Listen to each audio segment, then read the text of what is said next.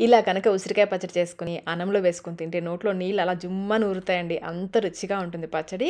ఈ పచ్చడి అయితే సంవత్సరం రోజుల పాటు నిలవ కూడా ఉంటుంది.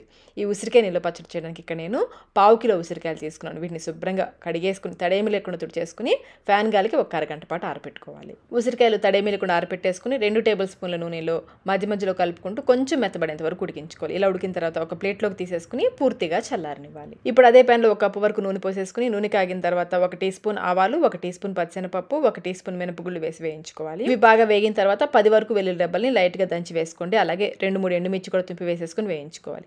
ఇవి కూడా వేగిన తర్వాత ఒక గుప్పెడు కరివేపాకు, పావు టీ స్పూన్ ఇంగు కూడా వేసేసుకుని స్టవ్ ఆఫ్ చేసేసుకోండి. ఆ వేడికి వేగిపోతాయి.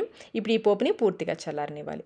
ఈలోపు మనం వేయించి పెట్టుకున్న ఉసిరికాయలు ఉన్నాయి కదా, వాటిని గింజలు సపరేట్ చేసేసుకుని మిక్సీ జార్లోకి వేసేసుకోవాలి. అలాగే ఇందులో 15 వరకు వెల్లుల్లి రెబ్బలు, 2 టేబుల్ స్పూన్ల సాల్ట్, వెయిట్లో వచ్చేసి 35 గ్రాములు, ఇంకా 1 టేబుల్ స్పూన్ నిమ్మరసం కూడా వేసేసుకుని బాగా మెత్తగా గ్రైండ్ చేసుకోవాలి. ఇలా గ్రైండ్ అయిన తర్వాత ఇప్పుడు ఇందులో 4 టేబుల్ స్పూన్ల కారం, వెయిట్లో వచ్చేసి 25 గ్రాముల కారం, హాఫ్ టీ స్పూన్ మెంతిపిండి, వేయించిన మెంతిపిండి, అలాగే పావు టీ స్పూన్ పసుపు కూడా వేసేసి బాగా గ్రైండ్ చేసుకోవాలి.